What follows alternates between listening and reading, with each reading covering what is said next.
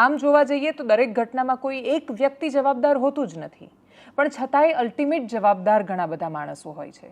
અને એ ઘણા બધા માણસો જ્યારે એમના માથા પર આવેલી જવાબદારી સ્વીકારવાની જગ્યાએ, એ મૃત્યુની જવાબદારી પોતાના માથા પર લેવાની જગ્યાએ, એ કલંક સ્વીકારવાની જગ્યાએ એવું માને કે હું થોડો ગાડી ચલાવતો હતો, ગાડી ચલાવવાવાળો કે તો બ્રેક ફેલ થઈ ગઈ એવું લાગ્યું, જેની બસ હોય કે જેનો કોન્ટ્રાક્ટ હોય, એજન્સી કે ભાઈ અમે ડ્રાઈવર કરે એમાં અમે શું કરીએ, એજન્સીને કામ આપવાવાળા અને છેક સુધી બધું જ ઇગ્નોર કરવાવાળા સત્તાધીશો એવું કે ભાઈ એમાં અમે શું કરીએ, ટ્રાફિક પોલીસ હાથ ઊંચો કરે, બધા જ માણસો એક પછી એક હાથ ખંખેરીને ઊભા થઈ જાય. એમની પાસે એ જવાબ ન હોય કે રાજકોટમાં ઇન્દિરાનગર સર્કલ પાસે એક જગ્યાએ એક સિટી બસ આવે છે, અડફેટે લે છે માણસોને ને 4 માણસોના મૃત્યુ થાય છે.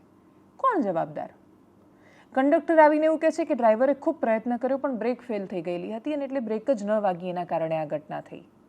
જો આ વર્ઝન સાચું હોય, આપણે એવું માની લઈએ, કેમ કે જે લોકો સ્થાનિક ત્યાં હાજર હતા એમનો એવો આરોપ છે કે ડ્રાઈવર નશાની હાલતમાં હતો. પોલીસ ત્યાં તરત હાજર થઈને એમણે કહ્યું કે અમે આ દિશામાં અને આ દ્રષ્ટિકોણ પર પણ તપાસ કરાવી રહ્યા છીએ. જે એજન્સી છે, વિશ્વમ એજન્સી એનું નામ છે. કોની જવાબદારી જો બ્રેક ફેલ થયેલી બસ કે જે બસ સિટી બસ વાપરી ન શકાય એવી રસ્તા પર હોય તો કોર્પોરેશનની શું જવાબદારી? એજન્સીને કામ સોંપાય છે તો એની અંદર એ લોકો કેટલી કટકી કરી જાય છે.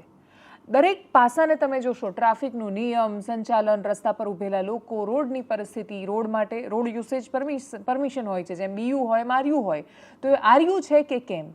તમે એવું કઈ રીતે કહી શકો કે અકસ્માત તો ભૂલથી માણસ મરી ગયા? ભૂલથી માણસ મરી જાય, ભૂલથી પેન પડી જાય, ભૂલથી ધક્કો વાગી જાય, ભૂલથી કશું ઊંધું બોલાઈ જાય, ભૂલથી ઘણું બધું થઈ શકે, ભૂલથી માણસ ન મરે. અને માણસો મરી જાય તમે એવું કહી દો ભૂલથી માણસ મરી ગયો. અને એ ભૂલ છે તો ભૂલની તો માફી હોય, ભૂલની તો સજા ન હોય, ગુનો હોય તો સજા હોય.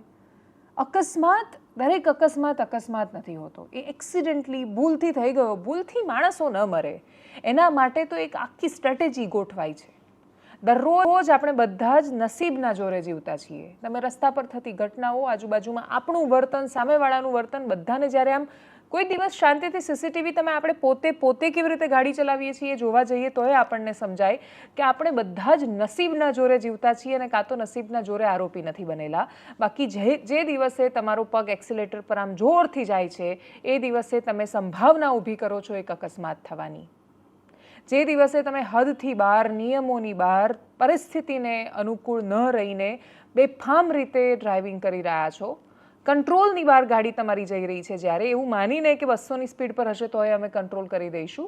મોંઘી અને મોટી ગાડીઓવાળા એવું નથી વિચારતા. એ તો સેફ હોય છે, સુરક્ષિત હોય છે, એ ગાડી બની જ એના માટે છે. કેમ કે તમે તથ્યનો અકસ્માત જુઓ કે વડોદરાનો રક્ષિતનો અકસ્માત, એક ગાડી 5, 10, 11 માણસોને ઉડાડી દે અને તોય એ માણસને ખરોચ ન આવે.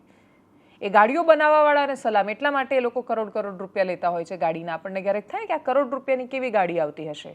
ગમે તેવા અકસ્માતો થાય, મોટાભાગે એમને કશું નથી થતું. થાય છે સામેવાળા માણસોને, નાના માણસોને, જે લોકો 2 વ્હીલર પર નીકળ્યા છે, જે લોકો પોતે એમનું પોતાનું જીવન વિખેરાયેલું છે. જે 4 માણસોના મૃત્યુ થયા, એક છોકરાનું નામ ચિન્મય ભટ્ટ, 25 વર્ષનો એ યુવાન, બીજા બેન એમનું નામ કિરણબેન કક્કડ, સંગીતાબેન નેપાળી અને રાજુભાઈ ગીડા. પ્રાથમિક દ્રષ્ટિએ આ 4 માણસોના મૃત્યુ થયા છે. બાકીના 4 લોકો હોસ્પિટલમાં સારવાર હેઠળ છે. ચિન્મય ભટ્ટ 25 વર્ષનો છોકરો, એના પિતાનું 15 દિવસ પહેલાં જ અવસાન થયું હતું. પપ્પા રાજકોટ બેંકમાં, નાગરિક બેંકમાં નોકરી કરતા હતા. 15 દિવસ પહેલાં જ એમનું મૃત્યુ થયું. ઘરમાં માતા હતા નહીં, માતા પહેલેથી નહોતા. અને હવે એક બહેન છે ઉન્નતિ, એ એકલા રહી ગયા.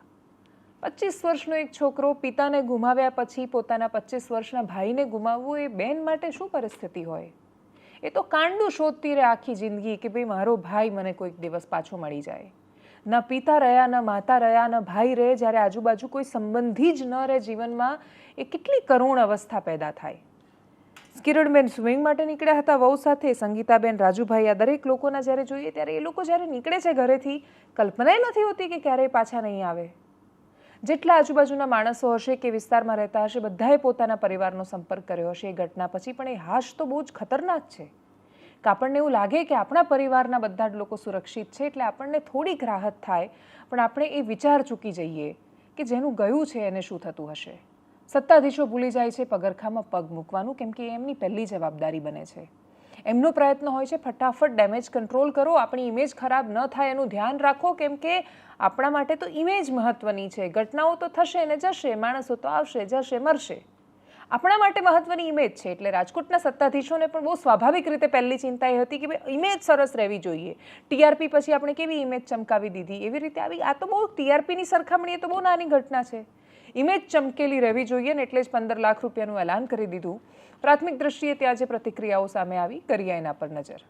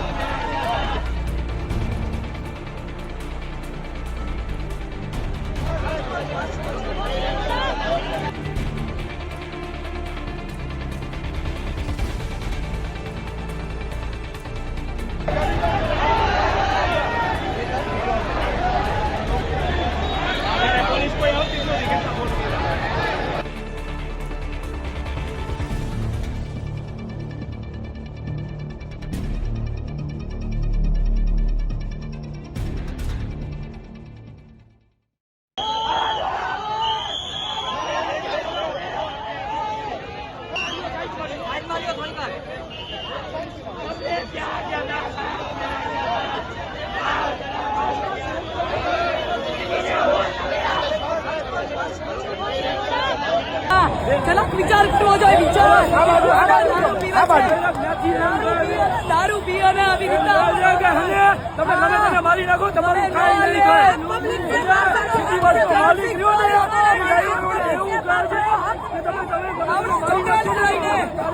છોકરાને લઈને કપડો કરીએ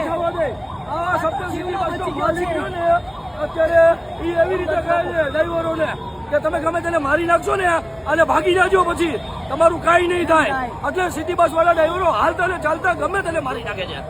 અહીંયા નહીં, આવા બનાવો તો આ રોડ ઉપર અનેકો થયા છે. એક કપલ બિચારું નવું એમને જતું હતું, એને આવી રીતે જ મારી નાખ્યું હતું એને. અને આજે આ 5 બાળકોને મારી નાખ્યા લોકોએ.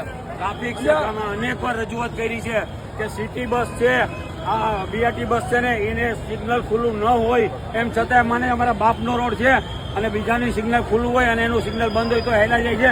આ એનું પરિણામ છે. અનેક વાર ગઢવી સાહેબને રજૂઆત કરી છે, ટ્રાફિક શાખામાં રજૂઆત કરી છે, પણ કોઈ ધ્યાન આપવું નથી. પોલીસ ખાતાને બસ કેમેરા અને કરપ્શન જ કરવું છે, બીજું કાંઈ નથી કરવું અત્યારે ટ્રાફિક શાખાને. પોલીસ વાળાને હપ્તા ઉઘરાવો છે બધાની પાસેથી, ખાલી માત્રામાં માત્ર હપ્તા ક્યાંથી મળે છે એ પોલીસ જોવે છે. પોલીસ ઈ નથી મરી કોણ જાય છે, રસ્તા વચ્ચે મરી જાય એ જોવો તમે. હપ્તા ઉઘરાવે કઈ તમારું ભેગું નહીં થાય. અને અત્યારે આ 4-5 જણોને મારી નજર અમે મરી ગયા એ લોકો, એનું તમે જોવો ને. પણ આ જે અત્યારે પ્રશાસન છે ને, પ્રશાસનની મોટી હલકાઈ છે. સમજ્યા ના, બાળકોને જેમ થયો તેમ હમણાં સિટી બસ વાળા મળી જવા. હમણાં 3 કલાકની મળી સિટી બસ વાળા એના ઘરે હશે અને મા બાપ શમશાને જઈને રોતા હશે. આમાં બીજું કાંઈ નથી હોતું. રોષમાં પણ ખૂબ ગુસ્સામાં પણ જે માણસો સંયમ જાળવે છે એ લોકો ભરોસો રાખે છે વ્યવસ્થા પર, અને વ્યવસ્થા પર ભરોસો ન રાખતા માણસો ડિઝાસ્ટર પેદા કરે છે.